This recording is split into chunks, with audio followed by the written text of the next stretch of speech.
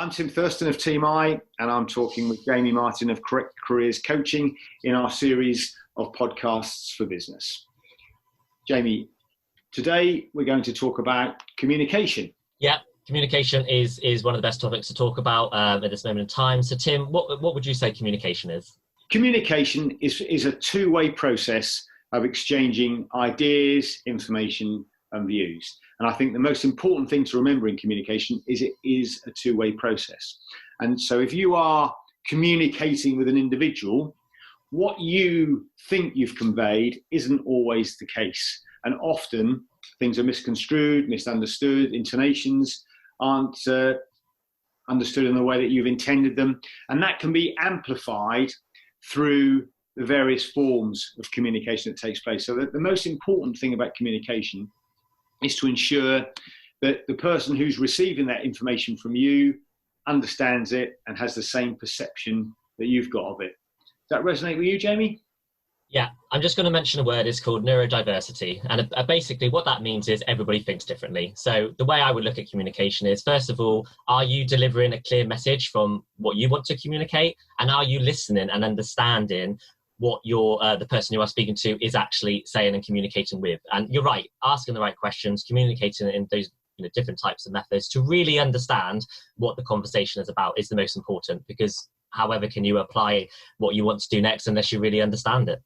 Absolutely. And of course, there's all different channels through which we communicate. So there's verbal, which is people clearly think that is the most important. But of course, it isn't always the most important.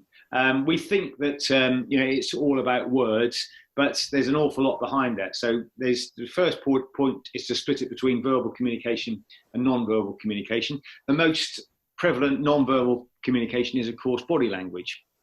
And that encompasses various things, right from the actual physical side of our body language, whether we're open or whether we're closed with cross arms. That can be misconstrued as well, because sometimes people are cold, sometimes people feel comfortable with their arms folded. It doesn't necessarily mean that they're putting up a barrier. So there's a lot, and we won't go into all of that today, Jamie. I know you're qualified in that area, but you can perhaps add the odd hint and tip in a moment. But the body language aspect goes right through to the basics of eye contact. So that's so important, isn't it? And again, lots of research around whether people are actually telling the truth depends on where they look. If they look to the right, if they look to the left, if they look down, if their feet suddenly become very interesting. So if we're only communicating verbally, we're missing all of that opportunity to understand what people really mean and the nuances that come through from body language. What's your experience of body language, Jamie? Yeah, so first of all, non-verbal communication is actually 93% of how we generally communicate. So that is, like you said, it's about the body language, it's about the pitch and tone of your voice, more necessary than the language we actually speak, which is only about the verbal language, which is only about 7%. So really, you've got to actually identify, when you are in a face-to-face interaction, or it can be done over the phone as well, like pitch and tone. You can also, it can speak volumes to you.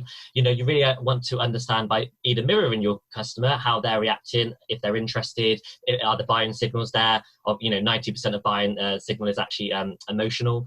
So you can actually identify whether they're looking at your eye contact, whether they've got nice facial gestures, whether they're smiling, and like you said, how we move in with our body, and that can really give you ideas of are they effectively communicating with you, or are they not so.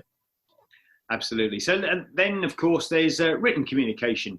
So some people, and I know one or two people very well, they will communicate far more effectively with written words than they will verbally. And that's because they've stopped, they've thought, they've planned, and they've really taken consideration. I'm not of that ilk. I like to talk to people. I like to share ideas. I like to create open relationships. And so that what I say doesn't necessarily always mean exactly what I mean, because we're developing ideas, and so I'm open to discussion. I'm open to changing my view at times. Some people, though, their personality is such that they're very good with written words, and that's their preferred form of communication. Nothing wrong with that. Although before we talk about that aspect of preference, the thing to remember about written communication is that it's very one-dimensional, isn't it, Jamie? It's only the words on the page. Yeah, and I think you sort of mentioned it throughout this, discussion, that written communication, it can be perceived very differently to some people. You may be thinking and meaning something, but the message being delivered by written communication isn't always perceived by the other person. And nowadays, because technology is so quickly and so on the move, whether it's using even texting or our apps or quick messages, it's got to really be delivered appropriately to the person at the other end. So it's, what you could do is read it over again, or wait till you send it if that was the type of written communication. Or, probably best to actually follow that up with another multi-channel, such as speaking on the phone, because, you don't always know exactly how it's being perceived at the other end. Indeed. I tell often refer to quite a funny story of when I worked in publishing many years ago, and myself and my group editor shared a joke about the production manager whose communication via email was obnoxious, via phone was awkward, yet face-to-face he was the nicest person you could meet. And it was just most bizarre in the way that he communicated through different channels.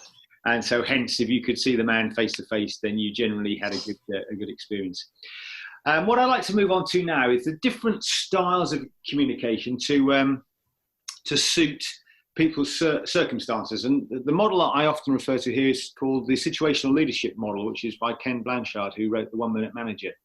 And what is referred to in this model is that people, in whatever aspect you're communicating them in, will have a position on a 4-box matrix of their commitment and their competence to that particular thing that you're referring to. So obviously in the workplace, it would generally be their role. If they are committed and they're not competent, so they've just joined the organisation but they're very keen, then our communication style, according to this model, is that is very direct. As they progress, we move into more of a coaching role. So it's still us leading it, but we're soliciting their engagement more. As they become more competent and maybe less engaged in respect of taking instruction, then we support them. So it's more of a question of asking them what they think. And then finally, when they're competent and they're committed, we delegate to them. So that's a leadership style of communication. So before we talk about the different style of communication within each group, is that concept something we've talked about before, Jamie? I think you agree with that as a pretty good style of communication around situational leadership. Yeah, no, I really like that concept, that diagram. I think, it's great for a leader to understand how to communicate with different employees in different ways, because bearing in mind, we all learn differently. Some of us learn more verbally or auditory or kinesthetic. And as a situational leadership model, I think it's fantastic, because you're guiding someone through a journey of their own development, and by doing that in various different ways with different employees. Yes, absolutely. What is misconstrued at times, though, is the difference between directing and being direct. So if I'm directing someone, I'm telling them what to do.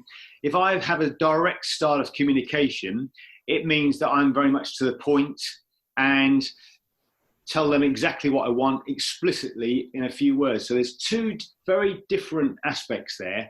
People have a different style of communication in terms of directness, formal, informal, etc., as opposed to the method, which is directing.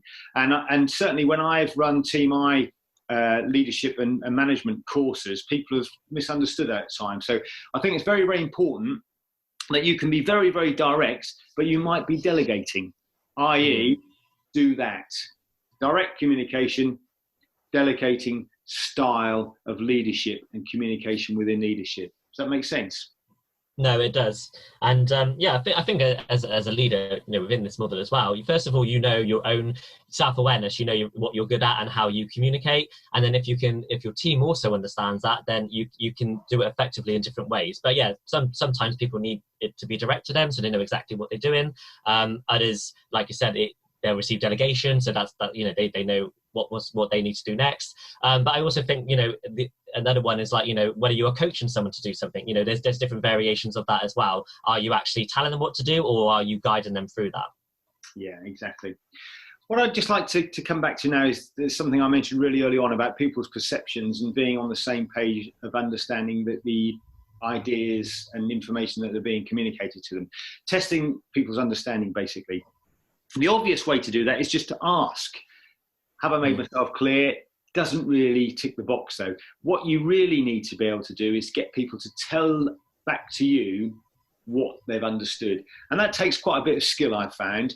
It can come across as patronising, but if you can get that relationship in with people so they're comfortable to repeat entirely back to you exactly what their expectations of what's expected from them are, and if it's communicating information, understanding entirely exactly what's been communicated. That's key to communication, isn't it? Yeah, I quite agree. And on top of that, you know, with communication and learning, there's a model by Edgar Dale, and this is the cone of experience. So by actually doing something, we're about 50% more likely to remember it. So by you actually asking the individual to repeat back to you to test their understanding, you're actually getting them to do the actions, which is going to benefit them as well. Absolutely. So just to summarise then, in terms of good practice regarding communication, use the best medium that suits your style, the recipient's style, and where possible, use multi-channel, use all forms of communication as we've discussed today. Use the appropriate style to the person and the circumstance, so thinking about that leadership model, but also thinking about when's the time to be direct, when's the time to be formal, when's the time to be informal. Always test your understanding of what they've understood, and always get them to confirm back wherever possible what their understanding is and what their expectations are from the conversation you've had. Solicit feedback, and of course always respond to it, and that's fundamental, whether it be by digital communication or right through to face-to-face communication. Jamie, thanks very much for your time. Always enjoyed talking with you. Thanks, Tim.